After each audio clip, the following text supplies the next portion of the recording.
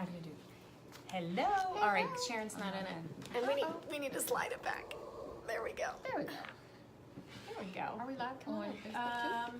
We are live on Facebook with our market update. Market update. I think my head's chopped off, so let's Slide this back a little bit more. There we go. Somebody's watching. Hey there. Hello. We are going to share this. We want to do a little bit of a market update because I think you guys are, I know, I'm going to fix it again. Hold on. I'm sorry, you guys. Somebody talk. What are we talking about today, We're talking about the market update. And how it really pertains to Baltimore, not just nationally. Because a lot of things that you'll hear are national or not specific to Baltimore. Because Baltimore is broken up to a lot of different neighborhoods, subdivisions, zip codes, and so forth. So that's important. Well, and the market update can mean a lot of things, and the other piece to it is there's a whole non-data side of the market update, which is what we know, which is, you know, what's coming, because we've been having conversations with people who want to sell their home or want to buy a home, and because it's in that wanna stage, it's not a data statistic yet. So Shoulda, coulda, woulda. Shoulda, coulda, woulda. So, you know, first I wanted to chat about, you know, nationally speaking, you know, things are in good shape. You know, Lawrence Yun is quoted as saying the housing market is obviously very sensitive to mortgage rates, which I think needs to be stated. You know, I think they figured out that, and this is what he said, softer sales in December reflected consumer search processes and contract signing activity in previous months when mortgage rates were higher than today. So in English, what that means is when the mortgage rates were higher, the buyers were like, nope, Not happening. not doing it. Right. So they, you know, the feds went, oh, Slowing us okay, down. things slowed down. So let's pull back those interest rates.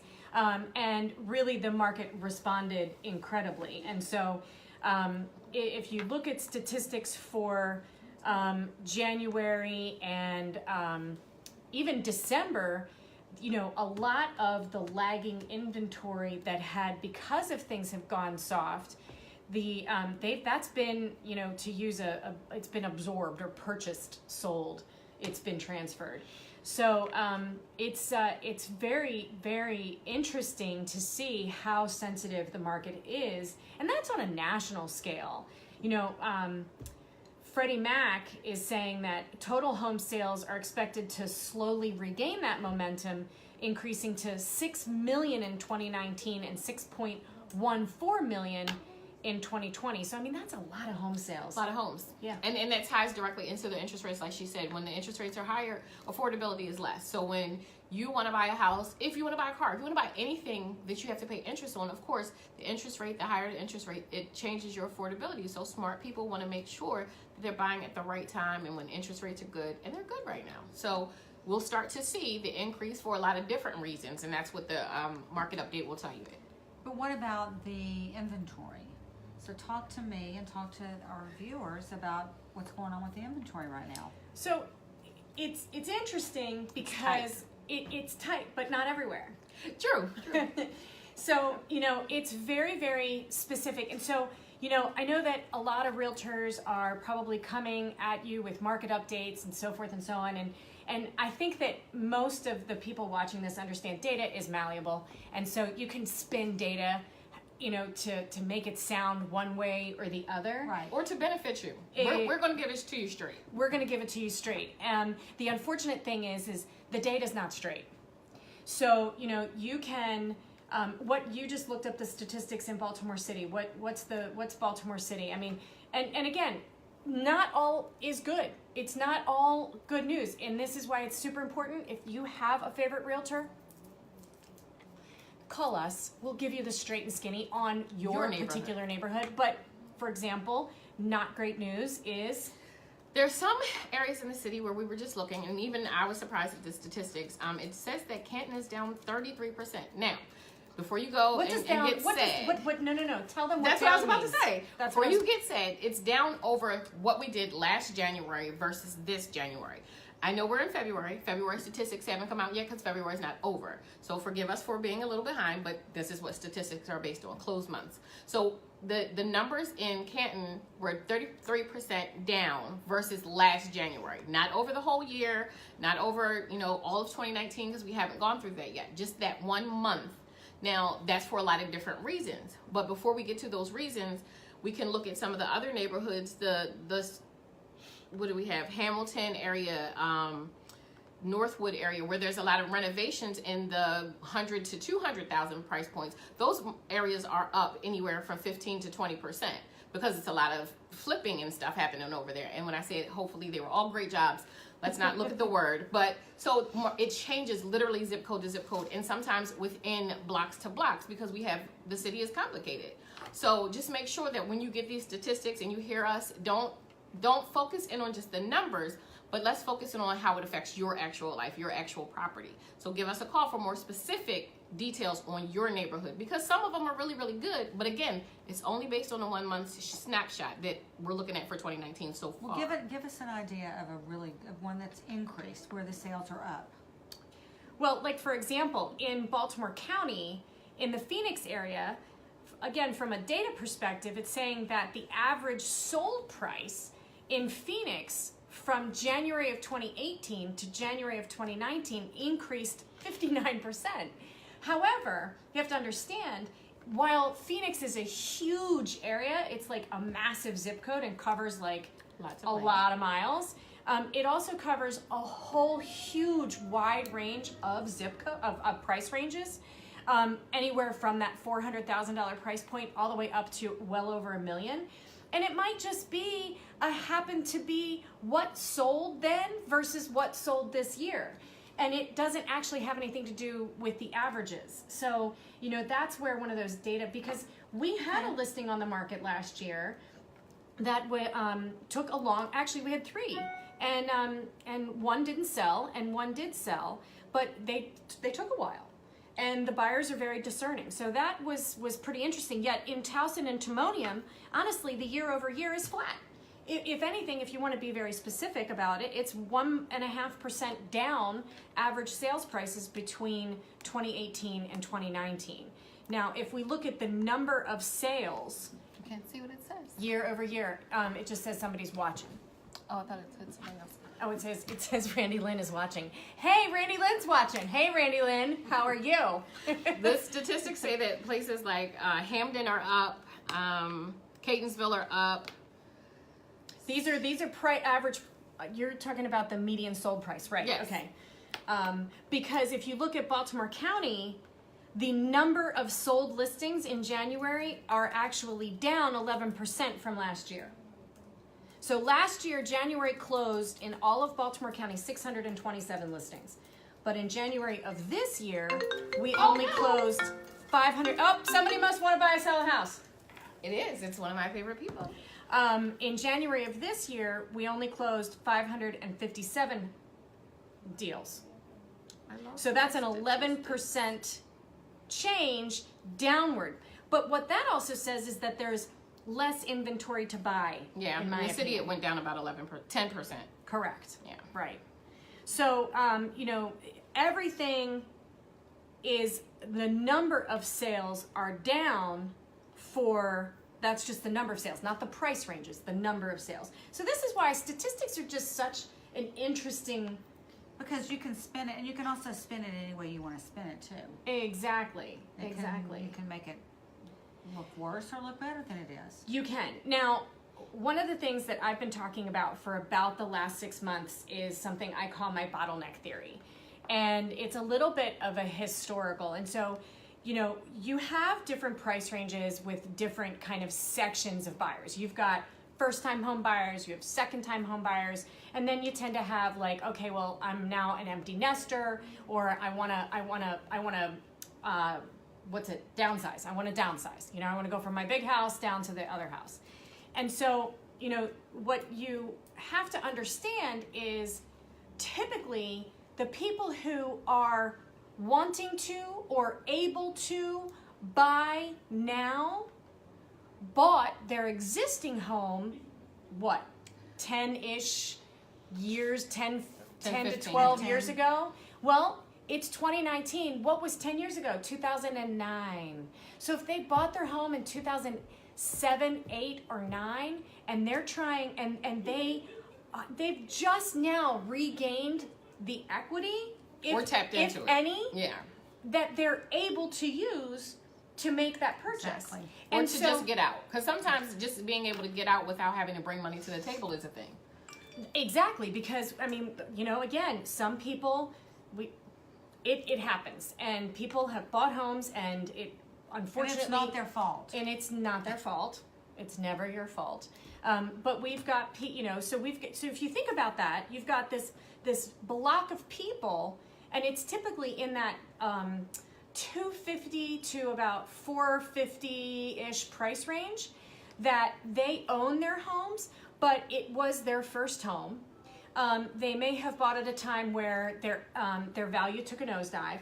They waited for their values to come up, because they have, for the most part, regained it. Not everywhere, and Canton is one of those areas where it hasn't, but they have regained their values for the most part. And to our Canton people, we're not picking on you. Yeah, we're not picking on you. We actually feel real bad for you right And we'll now. help you get out.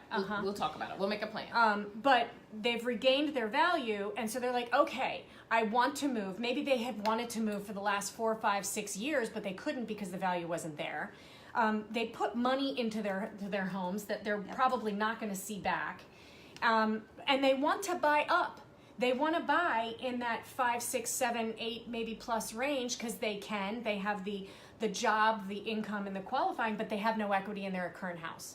So what they're looking at is they're not wanting to do a lot of updates or repairs, because they already did that once. Right. And it might not be, you have to also consider the cycle of renovations and updates. Like right now, the new color is what? Clay and blue color. That's not what was popular the last few years. It was gray and everything was neutral. So the renovations that they spent money on years ago are now, kind of waning, not the most popular anymore. So if you see a house that you like, consider, throwing some paint on it so that you can move to the next step, because they may not be able to, not just because they don't want to, but because financially, from the experience of purchasing, they don't have the availability.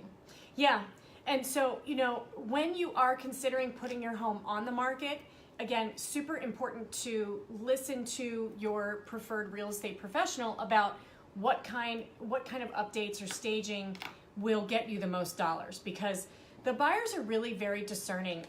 I have several buyers right now that I have been out on the regular showing homes in a couple different price ranges, and they're just not having it. They, I'm looking all the way up to $1 million with one buyer and 300,000 in another buyer, and people are really very discerning, and they want the house, and they want it to look super nice.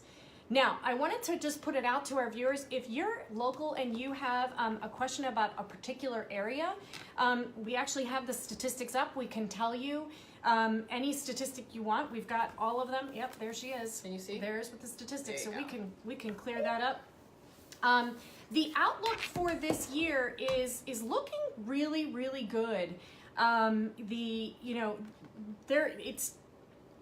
looking good as far as Lawrence Yun, the inventory levels, everything is looking to go up. Now, here's what's super interesting. When they just did some of the statistics for potential buyers, did you know 49% of renters believe you need a 20% or more down payment to buy a home? Which is not true. True. Not true. Far from true. And 24% believe that you have to have between a 780 and an 800 credit score to purchase a home. Which you also which do is not need. not true.